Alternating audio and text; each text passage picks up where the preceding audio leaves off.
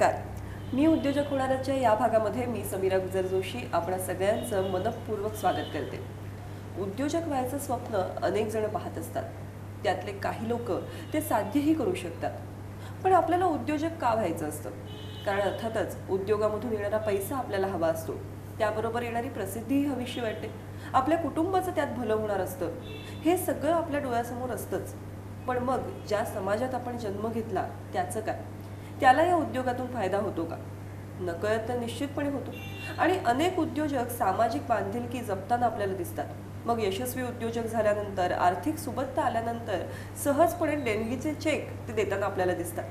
पण एवढीच असते का सामाजिक बांधिलकीची जाणीव?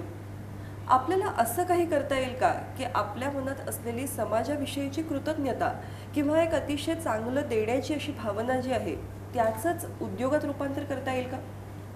अशी कल्पना ज्यांनी प्रत्यक्षात साकार करून दाखवलेली आहे असे दत्तात्रय माने आपल्याबरोबर आहेत. नमस्कार. कार्यक्रमात आपलं मनपूर्वक स्वागत. मला खूप उत्सुकता आहे हे समजून घ्यायची की आज जनसेवा मेडिकल किंवा साई दिशा पॅथॉलॉजी आहे या माध्यमातून आपण ज्या पद्धतीने रुग्णसेवा करता आहात, तर हा उद्योग किंवा हा व्यवसाय याचं नेमकं स्वरूप काय? मुळात मॅडम असं आहे की हा एक व्यवसाय म्हणून आम्ही फार कमी प्रमाणात त्याच्याकडे पाहतो. एक सामाजिक व्यवसाय आपण म्हणू. आता हा नवीन ट्रेंड म्हणा तुम्ही की नवीन पॅटर्न म्हणा, हरकत नाही. कारण बहुतांशी जे उद्योजक आहेत त्यांना कदाचित हे रुचणी पडेल की नाही किंवा त्यांना हे डायजेस्ट होईल की नाही हे मला सांगता येणार नाही. पण हे सर्व उभारताना एक भूमिका समजून घेतली पाहिजे मुळात, की आपण समाजामध्ये ज्या वावरतो, ज्या समाजातून आपण काही घेतो, त्या समाजाला काहीतरी देणं हे आपलं प्रथम कर्तव्य आपण समजतो. जसं वृद्धकाळामध्ये आईवडिलांची सेवा आपण केली पाहिजे, तसं आपल्या थकलेल्या समाजाला किंवा निराश समाजाला सुद्धा दिशा दाखवण्याचं काम आपल्या हातून झालं पाहिजे.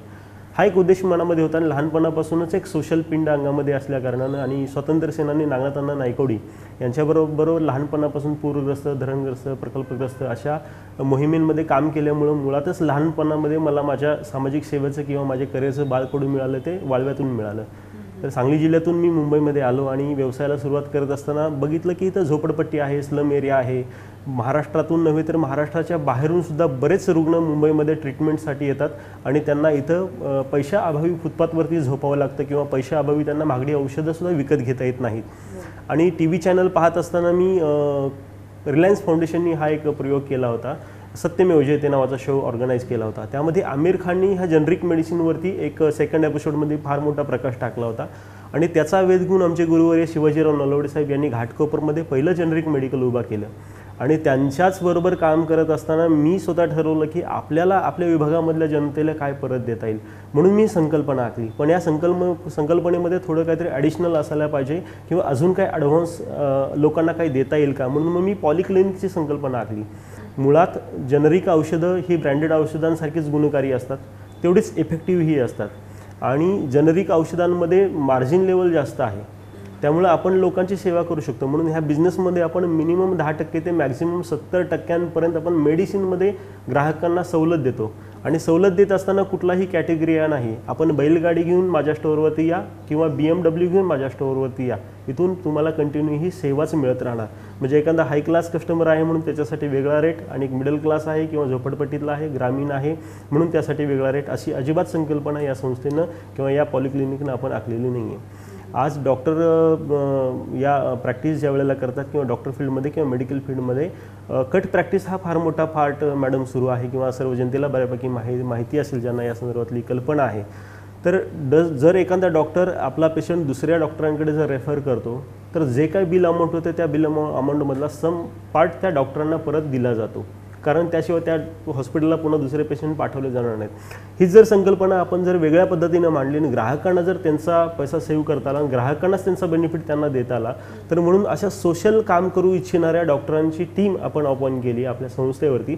आणि बऱ्याच हॉस्पिटलमध्ये आपण टायअप करून आता आपल्याकडून जे रुग्ण जात आहेत तिथं जर पूर्ण ट्रीटमेंटचं 5 लाखाचं बिल झालं तर आपण त्यांना अगदी 60% त्या 5 लाखावरती डिस्काउंट देतो, जेणेकरून आपण त्या पेशंटला तिथे पाठवत असताना त्याची परिस्थितीचा आढावा घेतो. त्यामुळं आपला बिझनेस हा सोशल टच असणारा बिझनेस आहे. हा बिझनेस मुळात तुम्ही ब्रँडेड औषधांवरती आपण 10% डिस्काउंट देतो, जनरिक औषधांवरती आपण 70% डिस्काउंट देतो आणि सर्जिकल आयटम्सवरती जवळपास आपण 90% डिस्काउंट देतो. मुळात हा जनतेच्या विकासासाठी आणि गोरगरिबांच्या मदतीसाठी उभा राहिलेला हा बिझनेस आहे आणि या बिझनेसमध्ये आम्ही काहीच कमवत नाही असं अजिबात नाही. आम्ही कमवतो, ठराविक मार्जिन आम्ही कमवतो आणि सगळ्यात मोठं काय कमवतो तर समोरच्याच्या चेहऱ्यावरचं हास्य आणि त्यातून मिळणाऱ्या ब्लेसेस. म्हणजे नफा हे केवळ एक ध्येय ठेवून इथे तुम्ही काम करत नाही. नाही. आज तुमच्यापर्यंत पोहोचायचं असेल तर काय काय मार्ग आहेत?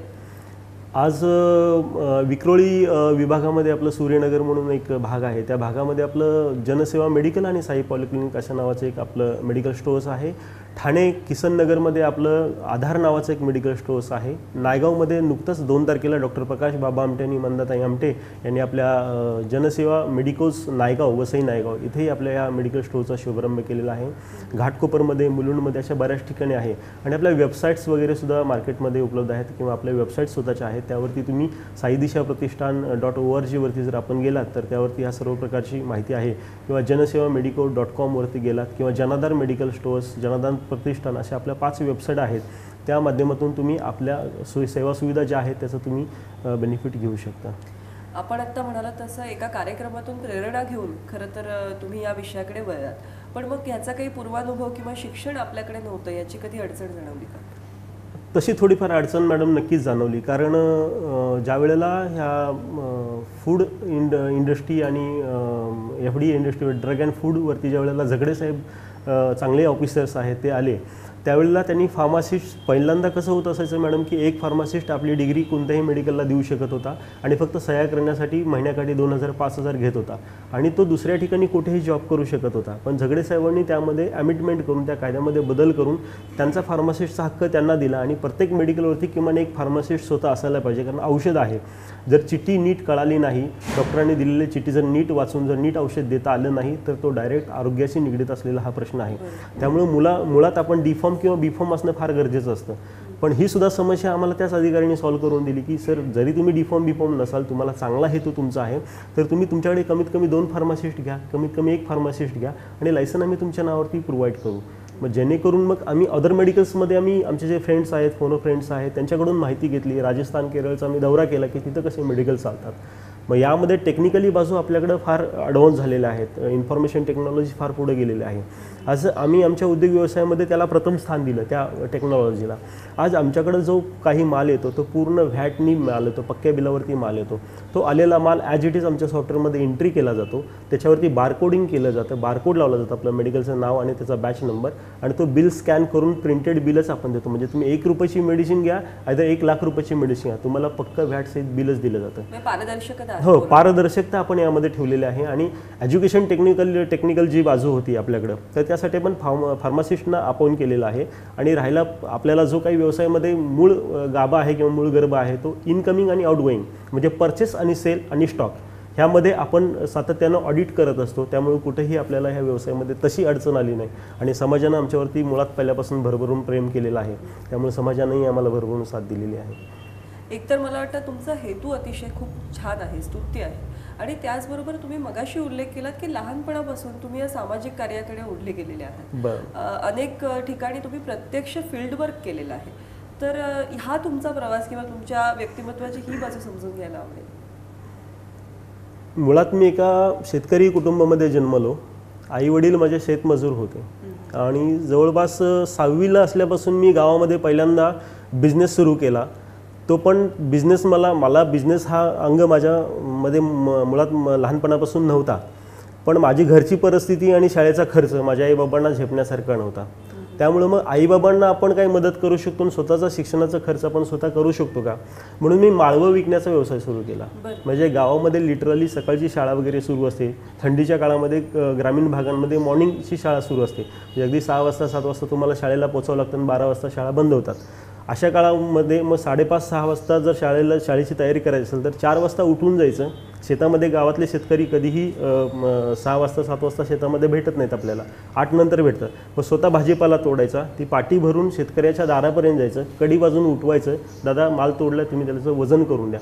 आणि मग तो भाजीपाला गावामध्ये चालत फिरायचा. त्यानंतर त्याच्यातून सायकल घेतली. मग त्यानंतर हळूहळू 8वी-9वीमध्ये गेल्यानंतर मग वेगळ्या व्यवसायाकडे वळायची इच्छा झाली, म्हणून पुन्हा फोटोग्राफी शिकलो मी. म्हणजे अगदी साधा कॅमेरा आपण मला वाटतं आता तर फार ॲडव्हान्स टेक्नॉलॉजी आले. म्हणजे पूर्वी कॅमेरे वेगळे होते, म्हणजे बघायची कॅमेऱ्याची पोझिशन वेगळी होती आणि कॅमेरा कॅच करायची पोझिशन वेगळी होती. तर अशा कॅमेऱ्यामध्ये मी आयडेंटिटी साईज कार्ड फोटो काढत होतो, लग्नांमध्ये फोटो काढायला जायचो, म्हणजे फोटोग्राफी शिकलो. लोकांनी माझा मजाक उडवला, हा मुलगा काय करतो, एक ना धड भाराभर चिंध्या. अगदी फोटोंना खेळ ठोकण्यापासून, फ्रेम करण्यापासून, टेलरिंगपासून, सेंटरिंगकडे, इलेक्ट्रिशियनकडे कुठं काम केलं नाही असं नाही. माझ्या आयुष्यामध्ये माझा एकच गुरु आहे, तो मी स्वतःच आहे. आणि माझ्या आयुष्यामध्ये मी माझ्या डिक्शनरीमध्ये नाही या नावाच्या शब्दाला अजिबात जागा दिलेली नाही. आणि कोणतीही अपॉर्च्युनिटी मिळाली तर त्यामध्ये मी संधी शोधतो स्वतःला, ती अपॉर्च्युनिटी घेण्याचा प्रयत्न करतो. कालच मॅडम मी सुलतान चित्रपट पाहिला. त्या सुलतानमध्ये सुद्धा आता तेच दाखवलं होतं की समोरच्या माणसाची चाल ओळखायला शिकलं पाहिजे, त्याची पकड ओळखायला शिकलं पाहिजे आणि त्यावरती पलटवार केला पाहिजे. मी मुळात माझी परिस्थिती, माझ्या पूर्वजांची परिस्थिती, माझ्या आयुष्याचं पुढचं फ्युचर आणि भवितव्य याचा वेध घेतला आणि मला लढ ह्या शब्दाशिवाय मला काहीच दिसलं नाही. त्यामुळे मी स्वतःची करिअरची सुरुवात तशी केली. गावामध्ये बालगंधर्व स्मारक चळवळ समिती माझ्या काही साथीदारांच्या सोबतीला राहून आपण केली. नारायण श्रीपाद कुलकर्णी तथा बालगंधर्व हे सांगली जिल्ह्यामधील एका ग्रामीण भागामध्ये जन्माला आले, त्याचं गाव नागठाणे. तर त्या गावामध्ये बालगंधर्वांचा फोटोसुद्धा नसावा आणि त्याची मिरवणूक नसावी, जयंती पुण्यतिथी साजरी केली नसावी, हे कुठंतरी असत्य होतं. मग हे आम्ही पुण्याला शनिवारवाडा पाहिल्यानंतर आम्हाला एक सहल मिळाली होती. त्यामध्ये एक बालगंधर्वांची शबी होती अशा स्टाईलमध्ये, एक अशा स्त्रीवेशामध्ये. तर तिथून मग आम्ही राजू कुलकर्णी आहे, शाजी कापसे आहेत, महेश लटके आहेत, विजय माने आहेत आमचे सहकारी, प्रकाश आहेत यादव म्हणून, जितेंद्र जाधव आहेत, अशा 10-12 सवंगड्यांनी अगदी म्हणजे 10वीचे पेपर टाकल्यानंतर मी सगळ्यात लहान त्या ग्रुपमध्ये आणि बाकी मला सिनियर्स होते सगळे. अगदी संस्था रजिस्ट्रेशन करायला जायचं असं जरी कोणी सांगितलं तरी मग सगळे म्हणायचे जरा बोलका किंवा थोडासा माहिती असणारा मुलगा म्हणजे हा दत्ता, मग याला पुढे पाठवा. मॅडम मला ह्या शासन किंवा कायदे करणारे जे आहेत त्यांच्याबद्दल सुद्धा मनामध्ये पोटतिडकी आहे. आजही तुम्ही बघितलं तर 10वी-12वीपर्यंत अगदी इन्फॉर्मेशन टेक्नॉलॉजी किंवा गव्हर्नमेंट आणि त्याचं प्रशासकीय कारभार याबद्दल कुठल्याही धड्यामध्ये पुस्तकामध्ये काही लिहिलंच जात नाही आहे. ब्रिटिश लोकांनी, इंग्रजांनी जो आपल्याकडे अभ्यासक्रम सोडलेला आहे तो फक्त नोकरवर्ग बनवण्याचा अभ्यासक्रम सोडलेला आहे. आज फॉरेनमध्ये, विदेशामध्ये तुम्ही बघितलं तर तिथं इंडियन, आज गुगलचे CEO जे झाले तर एक महाराष्ट्रीयन व्यक्ती, इंडियन व्यक्ती त्या पोझिशनवरती जर बसलेली आहे, तर मग आपली मराठी मुलं सडतात कुठे? फक्त सैराट होतात. अरे तुम्ही सैराट व्हा ना, पण तुमच्या करिअरसाठी सैराट व्हा. ओळखलत का सर मला, पावसात आलंय कोणी, कपडे होते करदमलेले, केसावरती पाणी, क्षणभर बसला नंतर हसला, बोलला वरती पाहुणी, गंगामाई पाहुणी आली गेली घाट्यात राहुणी, बाहेर वाशिन पोरीसारखी 4 भिंतीत नाचली, मोकळ्या हाती जाईल कशी, बायको मात्र वाचली, चूल विजली, भिंत खचली, होते नव्हते नेले, प्रसाद म्हणून डोळ्यामध्ये फक्त पाणी उरले, कारभारणीला संगे सर घेऊन मी आता लढतो आहे, कारभारणीला घेऊन संगे सर मी आता लढतो आहे, पडकी भिंत बांधतो आहे, चिखलगाळ काढतो आहे, खिशाकडे हात जाता जाता परकेपणा वाटला, खिशाकडे हात जाता जाता परकेपणा वाटला, पैसे नको सर जरा एकटेपणा वाटला, खिशाकडे हात जाता जाता हसत हसत उठला, पैसे नको सर जरा एकटेपणा वाटला, मोडून पडला संसार पण मोडला नाही कणा, पाठीवरती हात ठेवून सर नुसते लढमना, सर नुसते लढमना. ही कविता आम्हाला 9वीला मॅडम अभ्यासक्रमाला होती. त्या कवितेतून आम्ही सैराट झालेली मुलं आहोत आमच्या करिअरसाठी. म्हणून ती आयुष्याची सुरुवात करत असताना ज्या वेळेला सांस्कृतिक मंत्री अशोक चव्हाण यांनी आमच्या बालगंधर्व स्मारकाला 2 कोटी रुपयाचा निधी दिला, त्यावेळेला गावामध्ये राजकारण सुरू झालं आणि आम्हापैकी काही 5-6 सवंगड्यांना वेगळं व्हावं लागलं आणि मी 2007मध्ये मुंबईला आलो. मुंबईमध्ये मॅडम तसं कोणी ओळखीचं नव्हतं किंवा काय करायचं हे माहिती नव्हतं. रूम शोधण्यासाठी फिरलो. अगदी तुम्हाला सांगायला मला अभिमान वाटेल की एक डेड बॉडी सोडायला आलेली ॲम्ब्युलन्स होती, त्याला 90 रुपये देऊन आम्ही पनवेलपर्यंत आलो आणि पनवेलपासून दादरपर्यंत विना तिकीट प्रवास करून त्या रेल्वे स्टेशनवरती, म्हणजे मुंबईमध्ये वडापाव खाणं, 3 दिवस पाणी पिऊन फुटपाथवरती झोपणं, इथंपर्यंत आपण दिवस बघून आज आपण यशस्वी उद्योजक म्हणून आज ह्या प्लॅटफॉर्मवरती उभा राहिलेला आहे. तसा प्रवास हा फार खडतळ आहे मॅडम, पण ह्या प्रवासामध्ये सुद्धा जी मला साथ दिली ती समाजाने दिली. आता मला वाटतं तुम्ही खूप महत्त्वाचा एक मुद्दा मांडलात की आपल्याकडे उद्योजक व्हा असं शिकवलंच जातं, ना घरामधून असं सांगितलं जातं ना आपल्या अभ्यासक्रमामधून असं सांगितलं जातं. तर तुम्हाला याविषयी काय वाटतं? तुम्ही उद्योजक म्हणून आज जे घडता आहात याचं श्रेय तुम्ही कुणाला द्या? तुमच्या स्वतःच्या प्रयत्नात तर निश्चितपणे ते आहे. नक्की मॅडम. याचं श्रेय देईन मी माझ्या गावच्या गावकऱ्यांना देईन, माझ्या गावच्या मित्रांना देईन. कारण त्यावेळेला जर त्यांनी दत्ता तू संस्था रजिस्टर करायला म्हणून जा असं सांगितलं नसतं तर मला ह्या चॅरिटेबल ट्रस्ट कुठं रजिस्ट्रेशन होतात. किंवा मॅडम माझ्या आयुष्यामध्ये पहिल्यांदा मी एवढी मोठी पाठी वाचली हो, सहाय्यक धर्मादाय आयुक्त सांगली विभाग सांगली, म्हणजे सहाय्यक धर्मादाय आयुक्त हे संस्था रजिस्ट्रेशन करतो हे तिथं कार्यालयात जाऊन 1.5 तास बोलल्यानंतर मला कळालं. मग त्यासाठी वय किती असावं लागतं, त्याचा कॅटेगरिया काय आहे. आज जर एखाद्या उद्योजकाला, आज मॅडम आपण ज्या वेळेला बालपणामध्ये होतो, बालिश होतो, अगदी तुम्हीसुद्धा किंवा आपल्या पाठीमागचे बुजुर्ग, तर त्या काळामध्ये आपल्याला समज यायला ॲटलिस्ट 10वीपर्यंतचा काळ जायचा, म्हणजे आपल्याला समाज नॉलेज कळायला, लोकांमध्ये कसं उठायचं बसायचं. पण आजच्या पिढीला तुम्ही बघितलं तर अगदी 2 वर्षाची 3 वर्षाची मुलं आपल्याला जो लॉक टाकलेला आठवत नाही, कधी कधी ते असं पटकन मोबाईलवरती बोट फिरून करतात. म्हणजे त्यांच्याकडे टेक्नॉलॉजी आहे, आजच्या मुलांना समजही लवकर आलेली आहे आणि इलेक्ट्रॉनिक मीडियाने त्या मुलांना फार ॲग्रेसिव्ह केलेलं आहे, फार समजूतदार केलेलं आहे, फार समजवलेलं आहे. म्हणजे एका आईवडिलाची भूमिका इलेक्ट्रॉनिक मीडिया कुठंतरी निभावत आहे, फक्त त्यातलं चांगलं घेतलं तर चांगलं घेता आलं पाहिजे, ती दृष्टी आपल्याकडे असायला पाहिजे. तर ह्या सर्व बाबी शिकत असताना मग आज शासनानं काय ह्या गोष्टीकडे विचार करू नये की जुने अभ्यासक्रम बदलायला पाहिजेत.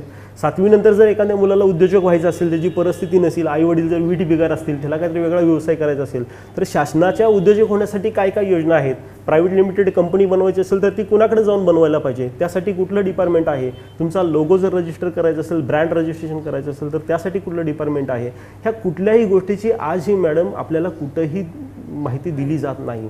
मग त्यासाठी स्पेशल कोर्सेस दिले. वकील बनायचं आहे तुम्ही लॉला जा, ॲडव्होकेट बनायचं आहे तुम्हाला लॉला जा, तुम्ही CA बनायचं आहे तुम्ही CS बनायचं आहे तुम्ही तर तुम्ही त्या फील्डमध्ये काम करा, बँक्समध्ये जायचं तर तुम्ही हे करा.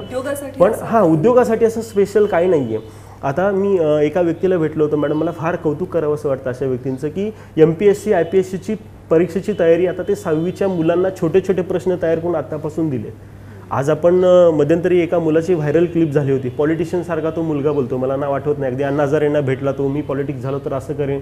मग अशा मुलाला पॉलिटिक्समध्ये जर यायचं असेल, किती समज आहे त्या लहान मुलामध्ये, तो अगदी पंतप्रधान मोदींपर्यंत भेटलेला तो लहान मुलगा आहे. त्या मुलाला सुद्धा उद्योजक व्हायचं असेल भविष्यामध्ये, राजकारणामध्ये जर त्याला उद्योजक व्हायचं असेल तर राजकारण तितकं वाईटही नाही तितकं चांगलंही नाही. मग अशा मुलांसाठी आज शिक्षण व्यवस्था काय करते? आता महाराष्ट्र राज्याचे शिक्षण मंत्री विनोद तावडे साहेब आहेत, त्यांना माझी विनंती राहिली आहे टॉक शोच्या माध्यमातून की कृपया व्यवसाय क्रिएट कुठं होतात, व्यवसायाबद्दलचं प्रशिक्षण तुम्ही ॲटलिस्ट 7वीच्या मुलांपासून द्यायला, बेसिक नॉलेज द्यायला सुरुवात करायला पाहिजे, जेणेकरून 10वी 12वी नंतर तो बऱ्यापैकी अर्धा उद्योजक शाळेमध्ये शिकला जाईल. खरा पैलवान हा आखाड्यामध्ये तयार होतो, त्यामुळे खऱ्या उद्योजकाला त्याचे शिक्षणाचे धडे त्याच्या शालेय जीवनामध्ये मिळायला पाहिजेत असं मला वाटतं. आपल्या बोलण्यातून 2 चित्रपटांचा उल्लेख आला आणि मला वाटतं प्रसार माध्यमांचं सुद्धा हे काम आहे की उद्योजकतेला त्याने खतपाणी दिलं पाहिजे आणि त्याचाच प्रयत्न आपण मी उद्योजक होणाऱ्याच्या माध्यमातून करत असतो की लोकांपर्यंत हे विचार पोहोचावेत, त्यावर त्यांनी विचार करावा आणि खास करून आत्ताची जी घडू पाहत असलेली पिढी आहे या पिढीवरती याचे योग्य संस्कार व्हावेत. कारण आपल्याकडे अनेक प्रकारचे संस्कार होतात पण उद्योजकतेचे संस्कार हे फार कमी होतात. आज तुमच्याकडे बघताना लक्षात येते, तुम्ही मगाशी खूप छान वाक्य वापरलं की मी स्वतःच माझा गुरु आहे आणि अनुभवातून जे शिक्षण मिळतं ते कायमस्वरूपी टिकणारं असं असतं. आज तुम्ही स्वतः हे शिक्षण घेतलं आणि बरोबरीने जी लोक उद्योजक होऊ पाहत आहेत त्यांच्याही पाठीशी तुम्ही उभी राहता. खास करून महिलांसाठी तुम्ही एक सुंदर उपक्रम राबवताय, तर त्याविषयी आम्हाला सांगा.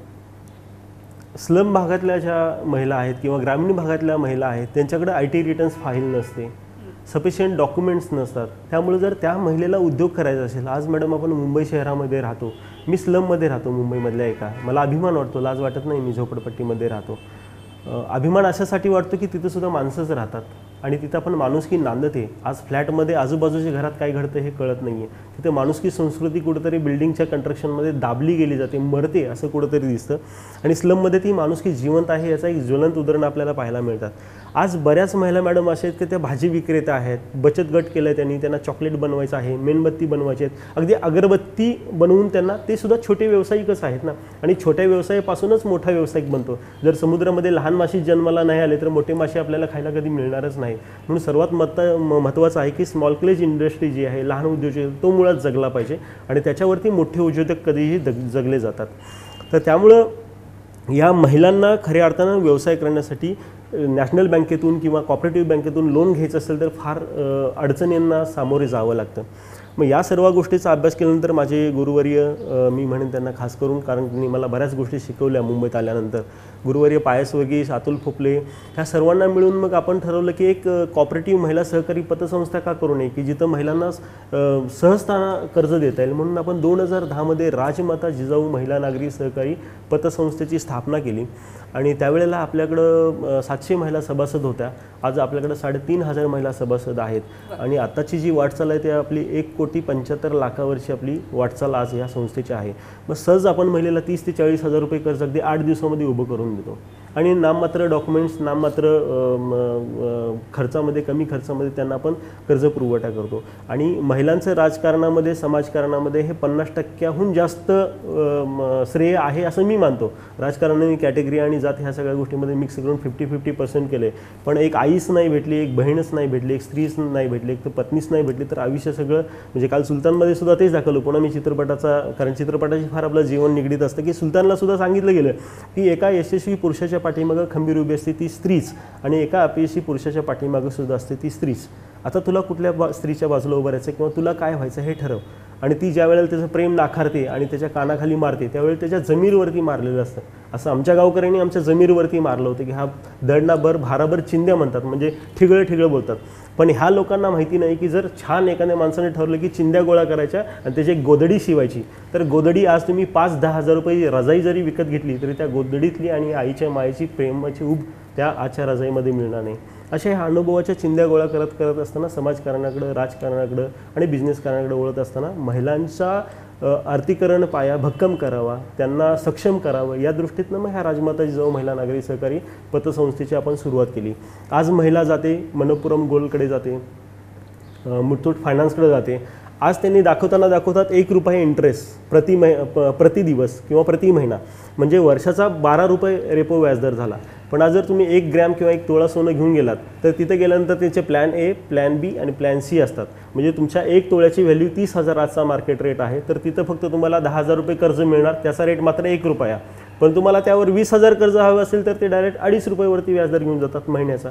पण आमच्याकडं दर साल दर सेकडा कोणताही व्याजदर असू दे किंवा कोणत्याही प्रकारचं सोनं असू दे, त्या सोन्यावरती आपण 90% लोन देतो आणि त्याला फक्त 1 रुपये 25 पैसे दरमहा. प्रोसेसिंग फी नाही, कुठली छुपे रेट्स लावलेले नाहीत. त्यामुळं ह्या मग महिला आपल्याकडे जास्त प्रमाणामध्ये गोल्ड लोन घेऊन आज त्यांचा चरितार्थ चालवतात. आणि सोनं ही आपली भारतीय परंपरा जरी असली तरी इमर्जन्सी काळामधली एक अशी फिक्स डिपॉझिट आहे की ती कधी जाऊन आपण विड्रॉल करू शकतो किंवा कोणत्याही मुवमेंटला रात्री 10 वाजता 6 वाजता बँक बंद झाली तर 10 वाजता गोल्ड आपण सोनाचं दुकान उघडं असेल तर तिथे करू शकतो. मग या महिलांना सोनारसुद्धा 2-2%, 3-3% रेट घेऊन त्यांना अगदी 36% व्याज घेऊन ते लुबाडण्याचं काम त्यांच्याकडून चालत होतं किंवा व्यवसायाचं काम चालू होतं. तर आज आमच्या विभागातल्या महिलांना 68 लाख रुपयाचं आपण फक्त गोल्ड लोन दिलेलं आहे. आज 68 लाखाला त्या बाहेर जर 3% इंटरेस्ट पे करत असतील आणि आपल्याकडे जर 1 रुपये 25 पैसे इंटरेस्ट पे करत असतील तर जवळपास महिन्याकाठी त्यांचे 2 ते 2.5 लाख रुपये त्या सर्व व्याजापोटी वर्षाचे त्यांचे वाचतात. मग हा त्यांचा सेव्हिंग ही झालं, त्यांच्यासाठी एक रोजगाराची नामी संधीसुद्धा आपण आर्थिक फायनान्स देऊन आपण त्यांना सहकार्य करून करत असतो. आज तुमचा हा जो सगळा प्रवास आहे तो खूप प्रेरणादायी असा आहे. तो ऐकत असताना निश्चितपणे एक खात्री होते की जर आपला हेतू चांगला असेल, प्रयत्न करायची तयारी असेल तर यश तुम्हाला खेचून नक्की नक्की नक्की. आज अनेक अशी मंडळी कार्यक्रम पाहत असतील की ज्यांना पुढे उद्योजक व्हायचं आहे, त्यांच्या समोरची स्वप्न कदाचित वेगळी असतील, किंवा अनेक मंडळी अशीही असतील की ज्यांना सामाजिक बांधिलकी जपावीशी वाटते, समाजासाठी काहीतरी करावंसं वाटतं. तर या दोन्ही प्रकारच्या मंडळींना आपण काय सांगतो? नक्कीच ज्या लोकांना उद्योग व्यवसायामध्ये यायचं आहे किंवा समाजकारणामध्ये यायचं आहे तर सर्वात पहिलं त्यांनी हे समजून घेतलं की पाहिजे की आपण दुसऱ्यांसाठी काही करत नाही, आपण स्वतःसाठी काहीतरी करतो. ज्या वेळेला आपण दुसऱ्यासाठी काहीतरी करतो ही भावना निर्माण येते त्यावेळेला कुठंतरी गर्वाचं घर मोठं होतं आणि आपल्यामधल्या अहंकाराला जागृत करतं. आपण जे काही करतोय ते स्वतःसाठी करतोय, स्वतःच्या डेव्हलपमेंटसाठी करतोय. मी समाजसेवा करतो ते स्वतःच्या कामासाठीच करतो, स्वतःच्या सुखासाठी मी समाजसेवा करतोय. पण ज्या वेळेला मी ह्याचा निगेटिव्ह विचार करेल त्यावेळेला मात्र तो बिझनेस कुठंतरी आपला स्टॉप देण्याच्या पोझिशनवरती. अगदी गोल्ड मेडल मिळून सुद्धा त्याला 2 वर्ष तिथं राहून शेवटी बॉक्सिंग रिंगमध्ये जावं लागलं. तर असं कुठंतरी व्हायला लागलं. तर उद्योजकांनी सैराट व्हायला पाहिजे, नक्की सैराट व्हायला पाहिजे, पण आपल्या ध्येयांकडे सैराट व्हायला पाहिजे. तेवढ्यासाठी मी एकच म्हणेन, अडचणी तर प्रत्येक ठिकाणी येतात. अगदी घरामधून बाहेर रस्त्यापर्यंत जाईपर्यंत सुद्धा अनेक अडचणी आपल्याला येत असतात. लहरों से डरकर नौकाएं पार नहीं होती और कोशिश करने वालों की कभी हार नहीं होती. तुम्ही ज्या क्षेत्रात आहात, जिथं काम करताय ते क्षेत्र तुम्ही प्रामुख्यानं निवडा. आणि ज्या अर्थी आपण क्रिकेटच्या मैदानावरती स्टंप रिंग लावलेली असते आणि कुठे बॉल गेल्यानंतर 6 असतो, बाउंड्री फिक्स केलेली असते, तेव्हाच आपण बॅटवरती बॉल किंवा बॉलवरती बॅट आदळल्यानंतरच ती मॅच होते. जर पाठीमागं स्टंप्स नाही उभ्या केल्या किंवा जर बाउंड्री नाही ऐकली, 6 कुठे जाणार, 4 कुठे जाणार ते नाही केलं, किंवा आपण फुटबॉल खेळत असताना बॉलच्या समोर जर नेटच नाही बांधली तर आयुष्याचा गोल कसा मिळणार आहे?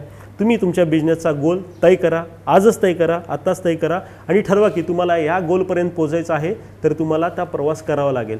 आणि उद्योजकांमध्ये हिंमत असायला पाहिजे आणि ती असे असायला पाहिजे, असेल हिंमत लढण्याची आणि सुळावर चढण्याची, या निर्भय निधड्या छातीवरती झुलुम रगडत जाण्याची. तुम्हाला आणि तुमच्या पुढच्या उद्योजकासाठी मी खूप खूप शुभेच्छा देतो. दत्तात्रय माने यांच्याशी गप्पा मारत असताना अनेक गोष्टी आपल्याला नव्याने लक्षात आल्या, अधोरेखित झाल्या. असं निसर्गही आपल्याला सांगत असतो की शेवटी चिखलातच कमळ फुलतं आणि दगडाच्या खाणीतच हिरा सापडू शकतो. त्यामुळे कुठल्याही प्रतिभावंताला मला कुठल्या घरात कुठल्या गावी जन्म मिळाला याचं बंधन नसतं. त्याच्या मनगटात किती बळ यावर त्याचं स्वप्न साकार होणं किंवा न होणं अवलंबून असतं. आज दत्तात्रय माने यांनी त्यांच्या स्वप्नांना आकार दिला आणि तो केवळ स्वतःसाठी नव्हे तर समाजासाठी दिला.